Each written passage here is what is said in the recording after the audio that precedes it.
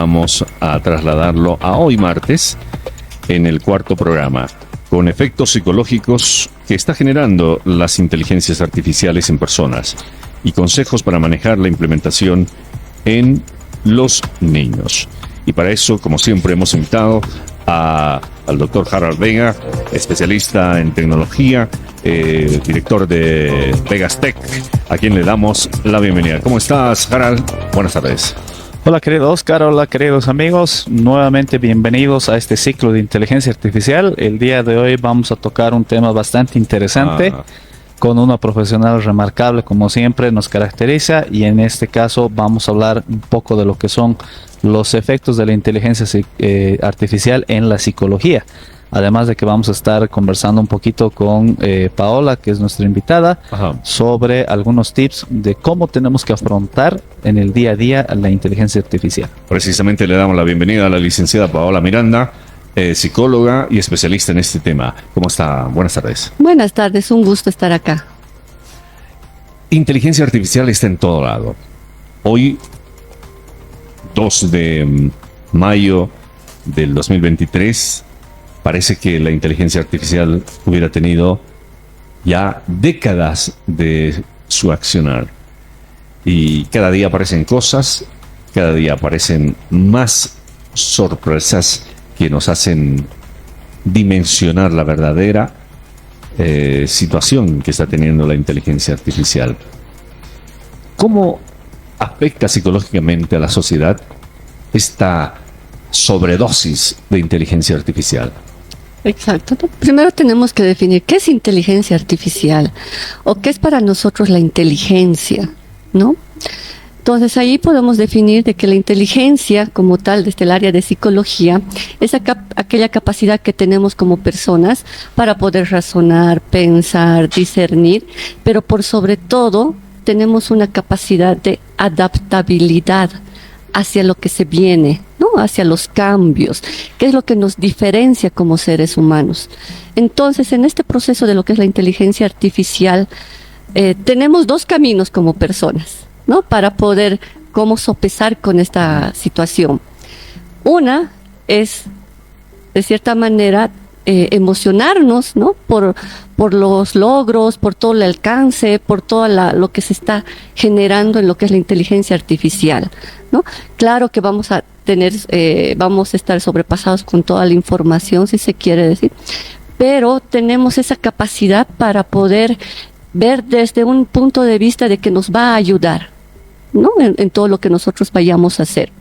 Por ejemplo, en la neurociencia, esto es algo maravilloso, ¿no? De la inteligencia artificial, porque nos ayuda a poder ver todos los procesos neuronales que nosotros tenemos en nuestro cerebro y nos va a ayudar también a dar diagnósticos, si se quiere decir, ¿no? Más certeros, más fiables, etcétera. También tenemos la otra opción, ¿no? Que es la que generalmente la mayoría de las personas vamos teniendo cierto tipo de miedo, cierto tipo de ansiedad frente a toda esta situación, ¿no? Muchas veces tenemos miedo de qué va a pasar con toda esta información, con todo este desarrollo de la inteligencia artificial. Y esto nos hemos ido dando cuenta en este proceso de la pandemia, ¿no? Porque antes de la pandemia, antes de que entremos a cuarentena, ya se estaban desarrollando todos estos procesos de la inteligencia artificial, programas, etcétera. Pero ya vino la pandemia y es donde ahí casi todos tuvimos que aprender a adaptarnos a esta forma, ¿no? Teletrabajo, las clases virtuales, donde hemos tenido que aprender a inmiscuirnos en todo esto, ¿no? Sin embargo, hemos tenido mucho miedo, ¿no? De cómo incursionar en esto, y más aún cuando no tenemos la información necesaria. Cuando nos dicen, la inteligencia artificial va a reemplazar tu fuente laboral, ¿no? ¿Qué va a hacer de tus hijos con la inteligencia artificial? ¿Cómo van a estar ellos? O sea, si no tenemos la información necesaria de qué es la inteligencia artificial, cómo nos puede ayudar en nuestro diario vivir, eso nos genera ese miedo y esa angustia. Ahora, precisamente en eso, ¿cómo afecta en la educación inicial de los chicos que para esta generación es absolutamente normal, pero para generaciones anteriores es algo inconcebible. Exacto, ¿no? O sea, para nosotros o para nuestros papás o abuelitos, todo esto de la inteligencia artificial nos da un poco de miedo porque no lo conocemos, ¿no? Y como decimos, ¿no? O sea, los niños, los adolescentes creo que ya han nacido o están con ese chip incorporado de manejar todo lo que es la tecnología, ¿no? Ellos saben mucho más que nosotros. Sin embargo, también tenemos que tener mucho cuidado con eso, especialmente con los niños y los adolescentes. ¿Por qué? ¿Por qué? Porque hemos visto que están más tiempo conectados, ¿no? Al celular, a la computadora, a esos programas, etcétera, que tener una actividad familiar, una interacción familiar, ¿no? Que eso es sumamente importante porque las personas somos seres sociales. Y si nosotros permitimos que nuestros hijos estén mucho tiempo inmiscuidos en eso de los programas, celulares, etcétera, vamos a perder lo más valioso que tenemos, la interacción familiar, la afectividad que podemos lograr con ellos. Y muchas veces los papás que dicen, ay, mi hijo, ¿no? O sea, de 15 años, todo el tiempo está encerrado en su cuarto. No sé cómo sacarlo de allí. ¿Por qué? Porque nosotros como papás tampoco tenemos la capacidad o no nos damos el tiempo para interactuar con ellos, ¿no? Por el trabajo, por los problemas que tenemos económicos, etcétera. Y permitimos que estén ahí. Y ellos y los adolescentes se van encerrando, ¿no? En esos programas, juegos, etcétera. Harald, tú que estás con la tecnología, ¿es cierto que cada vez el rango de edad es menor a la hora de acceder a un celular, a una computadora y programas, a juegos, a redes sociales? Es decir, estamos locos porque cada vez más pequeños ya entran en todo ese mundo. Sí, bueno, tiene dos puntos de vista, ¿no? El punto que nos propone Paola es bastante cierto, muchas veces por razón de tiempo, principalmente creo en nuestra sociedad, los papás utilizan los dispositivos tecnológicos como la niñera, ¿no? Ya no se tiene realmente la relación padre-hijo que debería de existir. Pero también tendríamos que ver el otro aspecto, ¿no? Que la tecnología hoy en día también nos ofrece bastantes aplicaciones o bastantes herramientas que coadyuvan en la educación de los niños. O sea, no solamente hablamos de la formación per se, sino de la educación, por ejemplo, les ayuda en el tema del lenguaje, en el tema de la lectura, lo que es la lectoescritura propiamente, matemáticas, etcétera, idiomas. Lo que pasa, y entiendo yo, es lo que siempre voy a sostener, la desinformación es lo que hace que la tecnología se vuelva peligrosa. Y ahí es muy importante lo que decía Paola, que tenemos que aprender a cómo introducir a nuestra familia, no solo a los más pequeños, sino también a las personas adultas, introducirlos a la tecnología, pero para que sea una herramienta y no sea un peligro. Uh-huh. En ese sentido, deben haber ventajas de la inteligencia artificial para la educación inicial. ¿Cuáles serían desde el punto de vista psicológico? Sí, hay muchas ventajas, como decía Harald, ¿no? Que nos da muchos programas que nos ayudan para que los niños puedan interactuar, puedan aprender, ¿no? Sin embargo, yo voy a hacer hincapié en esto, de que tenemos que tener también el control como papás del tiempo que puedan utilizar estos dispositivos. No, como decía, sí, es muy valioso, aprenden muy bien los niños, etcétera, pero también si nosotros estamos o les permitimos a los niños que estén mucho tiempo frente a estos dispositivos, podemos tener problemas conductuales. ¿Sí? ¿Por qué? Porque el estar frente a una pantalla te da los estímulos, o sea, las respuestas que tú quieres te da de manera inmediata. ¿No? O sea, tú apretas un botón y ya tienes ahí la respuesta. Y los niños son felices porque apretan y ya ven lo que quieren escuchar, lo que quieren ver. Sin embargo, en la vida real, como papás, no podemos estar 100% o todo el rato, ¿no? Estando o dando respuestas rápidas a los niños en algo que ellos quieren. Entonces, también tenemos que aprender a que los niños tienen que frustrarse un poquito también, tienen que aprender a esperar turnos, ¿no? Por eso es tan importante la sociabilidad que tienen que tener los niños. Ahora, en el preescolar, ¿por qué se dice que tienen que ir a partir de los 4? porque allí ya empiezan a tener mayor conciencia del otro, ¿no? Del otro, de su par. Entonces aprenden a relacionarse, aprenden a jugar entre pares, que eso es muy importante, que la tecnología no los va a dar. Nos va a enseñar mucho, sí, pero no nos va a enseñar a interactuar con la otra persona, a ser empáticos con la otra persona. ¿Qué quiere ser empático? En ponerme en el lugar de la otra persona, comprender a la otra persona, ¿no? Entonces, y eso se aprende desde muy pequeñito y desde casa, ¿no? Entonces, por eso les decía, si nosotros permitimos que nuestros hijos estén mucho tiempo frente a las pantallas, pues eso va a generar de que las relaciones con nosotros se deterioren. Ahora, a propósito de eso, de la frustración, la realidad versus la, digamos, el mundo digital, el tema de las redes sociales, ya los chicos son inexpertos en su inteligencia social, son muy poco habilosos para generar amistades y están quizás derrochando amigos en el Facebook, que tienen miles, que ven sus fotos, etcétera, etcétera. Pero a la hora de ir a una reunión o de cruzarse en un parque, sus habilidades sociales son muy escasas. Esto es peligroso. Exacto, ¿no? Es como, tienes mucha razón en eso. Muchas veces los chicos que dicen, ¿no? Uy, tengo miles de amigos, sí, ¿no? En el Facebook, ¿no? Y su autoestima está basada en los likes que les dan, ¿no? A sus fotos, a lo que publican, etcétera. Cuando no tienen muchos likes se deprimen, se ponen tristes, etcétera, etcétera. Y con lo que tú decías, ¿no?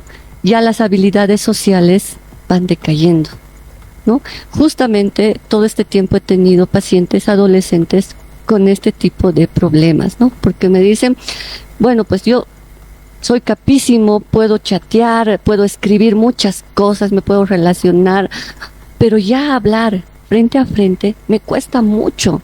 Me da miedo de que me rechacen, me da miedo de que me juzguen, me da miedo de que se rían de mí. Porque en el chat no hay esa interacción activa, digamos, ¿no? Entonces, ahí sí va generando de que mi autoestima como adolescente vaya cayendo. Y eso hace de que cada vez, como adolescente, como persona, me vaya aislando. Ya no tenga ganas de salir, ¿no? A jugar con mis amigos, a ir a fiestas incluso, o si voy, me cuesta, ¿no? Me cuesta, o si no va mi amigo, no voy, ¿no? Entonces voy aislándome poco a poco. Y eso es algo grave, ¿no? Porque, como decía, nosotros somos seres sociales. Necesitamos esa conexión para poder crecer como personas, para poder estar estables emocionalmente y desarrollar la capacidad de empatía, la capacidad de escucha que muchas veces hemos perdido, ¿no? O sea, no escuchamos a la gente, no, solo oímos. ¿Sí? O estamos esperando que nos den un like. Exacto, estamos, ¿no? Entonces, no estamos perdiendo esas capacidades básicas que tenemos como personas. Harold, tú tienes un chico pequeño y seguramente has a la fuerza descubierto la fórmula para que aproveche de la tecnología sin caer en la voracidad de la tecnología, ¿no es cierto? Exactamente. Es bien complicado. Porque, como te digo, como papá, mira, ahora estoy en la profesión libre, tengo un poco más de tiempo, estoy con él, Fernanda también, podemos supervisar las tareas de Khaled, pero cuando ambos tienen actividad, ¿qué pasa? A veces no puedes dejarlos con los abuelos, no confías en otra persona, un vecino, digamos, qué sé yo. Entonces, la mejor niñera es la tableta, no sé, el Play, Netflix, etc. O alguna aplicación. Redes sociales, como habíamos conversado en alguna oportunidad, no. Porque efectivamente, y estoy muy de acuerdo con lo que nos decía Paola, el mayor problema que se genera con las redes sociales es la identidad. Ahí tal vez para complementar un poquitito lo que decía Paola, decía, desde el punto de vista tecnológico, se ve que las personas ya tienen problemas no solamente con cómo me van a ver física, física y psicológicamente, sería ambas cosas, ¿no?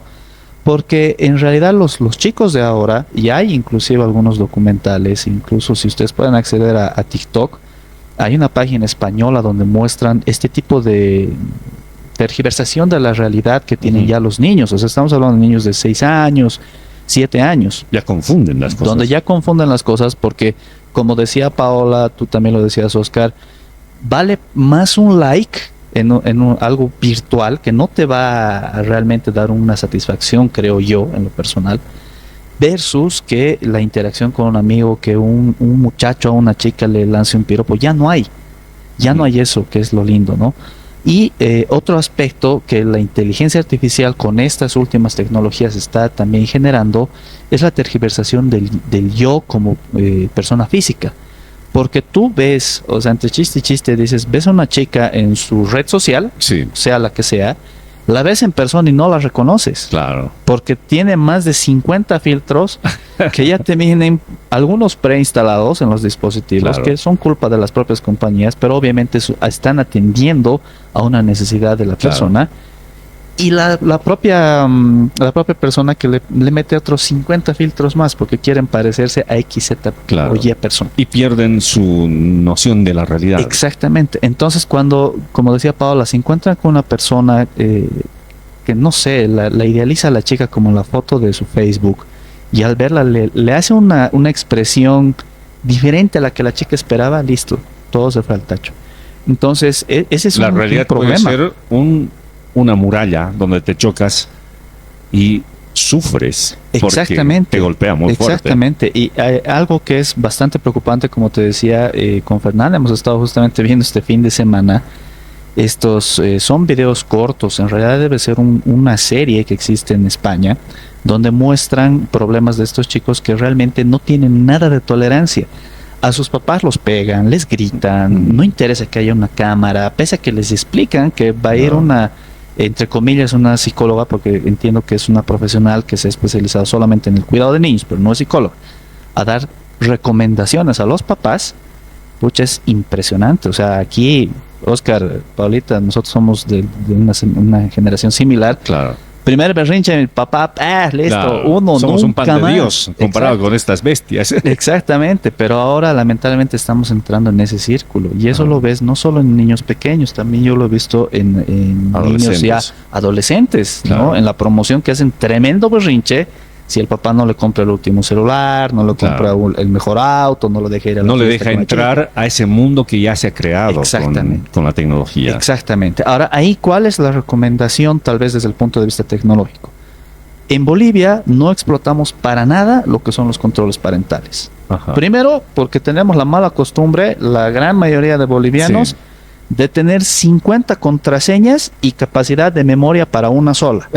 Y lo peor, que no utilizas la única que te acuerdas. Claro. Entonces dicen, no, yo voy a colocar una contraseña, nunca más me voy a acordar y no sé cómo, y se arma todo un kilo. Claro.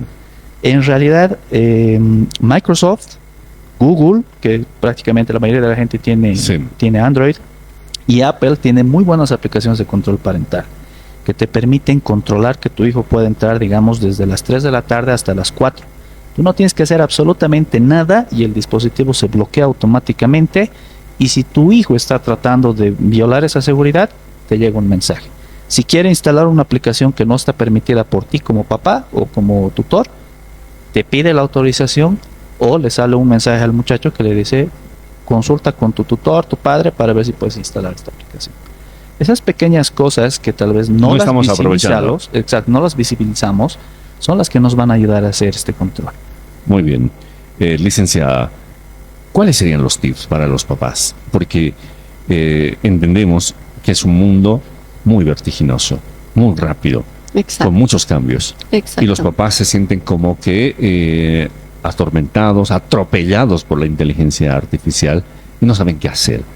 ¿Qué cosas, guardando la calma, podrían hacer aprovechando la inteligencia artificial, aprovechando el lado positivo? Exacto, ¿no? Como decía Harald, tienen muchas cosas positivas. Primero, como papás, tenemos que informarnos, ¿no? Que hay estas formas de control, ¿no? De los dispositivos de los niños, para ver qué ve, qué páginas ingresa, etcétera, etcétera, ¿no? Que puede estar. es importante que los papás también, y cierto lo que decía Harald, muchos de los papás trabajan ambos, trabajan casi todo el día, muy pocos tenemos la posibilidad de poder compartir más tiempo con nuestros hijos, ¿no?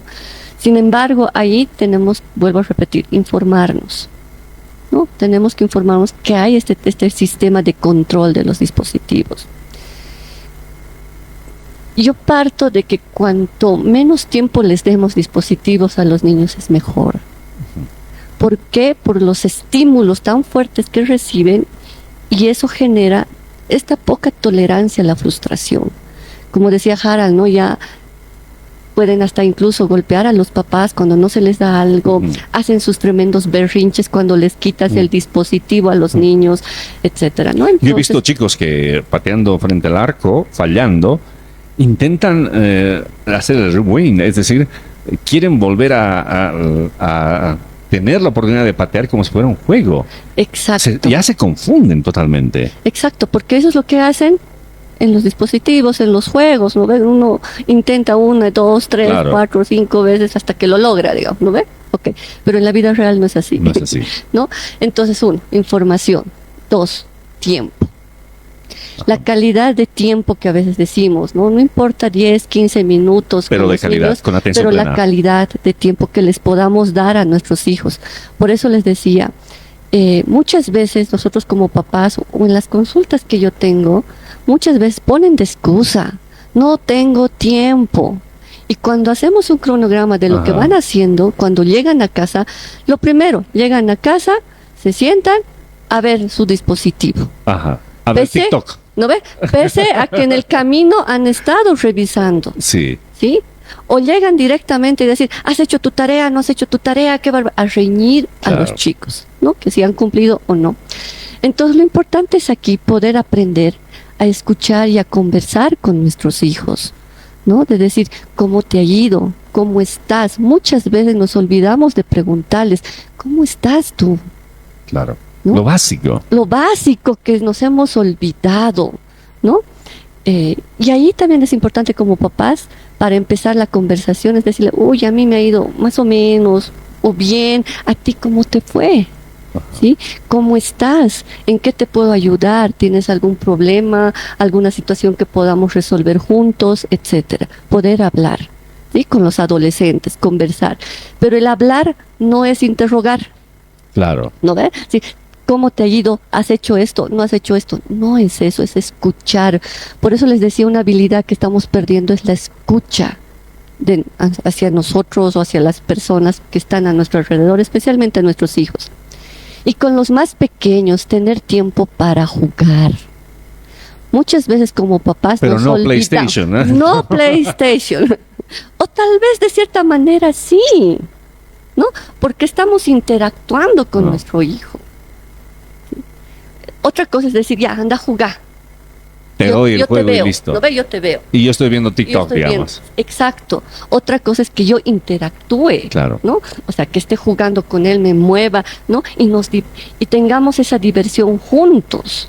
Que eso es lo importante, que el niño se sienta que tú estás conectado afectivamente con él, ¿no? Entonces, el juego es la mejor manera que nosotros podemos tener con los niños de poder interactuar, para que en la adolescencia no tengamos problemas de comunicación. Muy bien. Muy buenos tips. La psicóloga nos ha dado algunas luces para que no tengamos problemas en una realidad cada vez más contundente. Exacto. Una cosa más quisiera aportar acá, que es importante y es la base, es la pareja, ¿no? Si hay mamá y papá. ¿Sí? Si hay mamá y papá en la familia, entonces la pareja, porque igual de la misma manera nos estamos distanciando por los dispositivos. Claro. Hemos visto, ¿no? Que llegamos a casa, hola, y cada quien a sus redes sociales, etcétera. Incluso estando en la cama, ¿no? Cada quien con sus redes.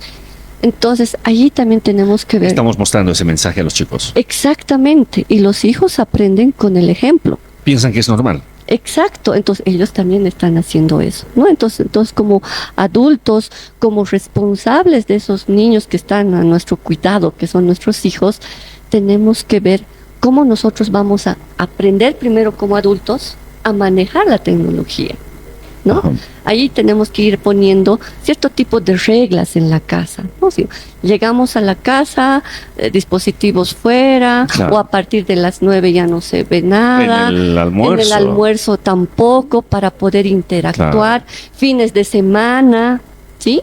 Entonces tenemos que ver maneras para que esto como papás también no nos genere distanciamiento entre nosotros y con nuestros hijos.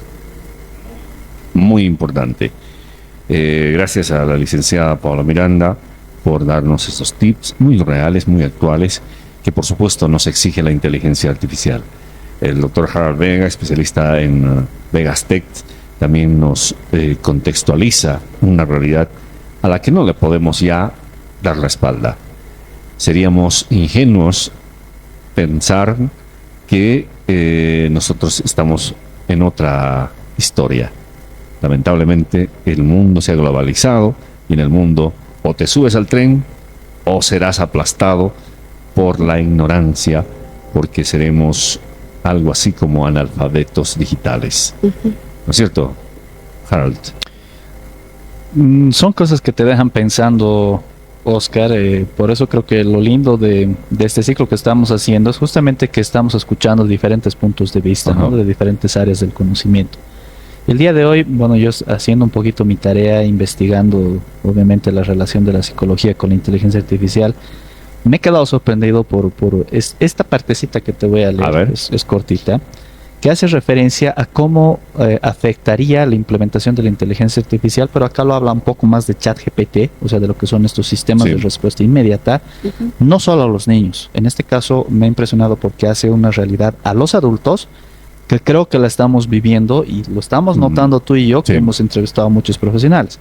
Dice, si estamos constantemente expuestos a sistemas de inteligencia artificial que superan nuestras habilidades en áreas como el análisis de datos o la toma de decisiones, podríamos sentir que no somos lo suficientemente competentes o inteligentes.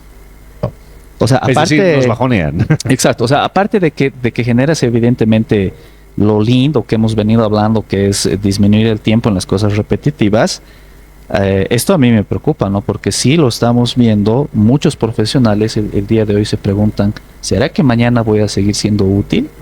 Wow. Muchísimas gracias, licenciada Paula Miranda, y hasta una próxima oportunidad. Gracias a ustedes. Harald Vega, de Vegastech. Todos nuestros programas y mucho material pueden verlo en Vegastech, ¿no es cierto? Exactamente, Oscar, muchas gracias a todos los que han estado con nosotros esta tarde. No olviden que pueden buscarnos en todas nuestras redes sociales, Vegastech, y también obviamente está acá en la página de la radio, ahí dejamos siempre los videos.